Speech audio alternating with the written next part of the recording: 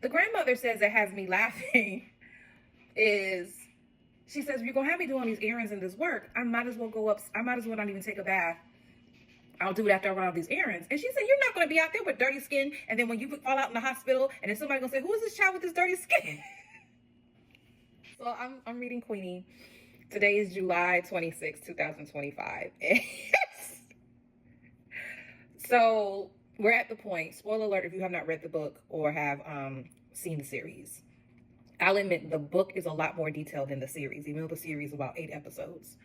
So we're at the point now where Queenie has been suspended from her job because Ted falsely accused her of sexual harassment when he's been the one pursuing her. I'll admit in the series, you don't see him pursuing her like he did in the book, but you did see him sleep with her in the series, And then when one day Ted brings his wife to the job and Queenie sees him with this woman and he kind of acts, tongue-tied. And finally the wife says, this is how you introduce your wife, and she's pregnant. And that's when Queenie discovers the person I slept with has been married and he has a child. In the book, his co-worker outs him and says, where did you take your wife on your honeymoon? I would love to take my wife such and such and such. And that's when she finds out, and it's like, what? And she wants to confront him about it. And then he takes those emails she's trying to confront him about as she's stalking me and bothering me, forgetting all the stuff that he did in the beginning. But I digress.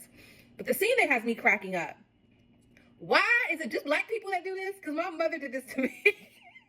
Because you'll hear stuff like, don't you leave the house without a bra, without a panty on, because something happens to you in the hospital. This is a scene that happens with Queenie, because Queenie is home suspended, and because she cannot really afford to live on her own, and she's only going to get 2 weeks paid, they admitted to her, she's living with her grandparents. And so the grandmother has all this stuff. They don't believe in mental health. They don't believe in that she's having these panic attacks. They don't believe, the grandmother does not believe in the panic attacks. So she's telling Queenie to do all this stuff while she's home. She says, you're not going to be home.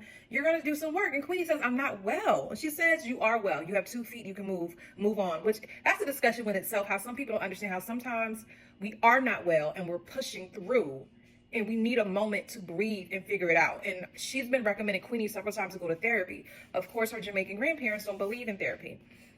At some point in the book, she is going to get therapy. I haven't gotten there yet. In the series, she definitely got therapy right after she was suspended. So immediately I think about a conversation I had with my mother. Prom junior year. I did not have a date. I asked my homeboy at the time. People who know me know who he was. So I asked him, dude, you got a ride? I need a ride to prom because my mom wasn't letting me drive. I didn't have a date. I just need a ride to prom. He's like, yeah, cool. So we even took pictures like we were prom dates, but we weren't prom dates. He was my ride, okay?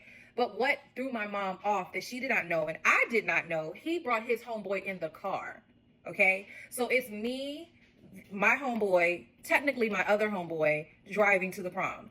And my mom let it out afterwards. She was so disturbed that I was in the car with 2 boys. What if you get in a car wreck and then the ambulance gonna see you there with 2 boys? What do you think they're gonna think of you? And I was like, I would think they would want to see what's wrong with me and nurse me back to health. Like, are we serious right now? Now, she's never heard me say this, but technically she was right. Because a rumor came back to me that my homeboy lied. And basically they had plans for me that I didn't know about. And according to the rumors, I was with these guys. And matter of fact, let me tell you, this is going to be part 2 of this video. Matter of fact, what was so crazy is after prom, which I remember, I think it was at Fort Jackson, a whole bunch of there were a whole bunch of, I won't say a whole bunch, there were a significant number of people that got either older cousins or older siblings to buy hotel rooms at Holiday Inn. For those of you who lived in Columbia back in the day, there was a Holiday Inn off of 2 Notch. Matter of fact, when you're coming down 2 Notch across from Chick-fil-A is on 2 Notch now, not that far from I-20, there was a Holiday Inn where there's like a trucking school or whatever that thing is called right there. That used to be a Holiday Inn. And I'll never forget, we were chilling in the room, and then one of the homeboys who was in the car, his brother was there, and they started bragging how they were about to get some weed and smoke some weed. And I was like, oh, okay, homeboy, take me home. Because weed. I'm not doing that.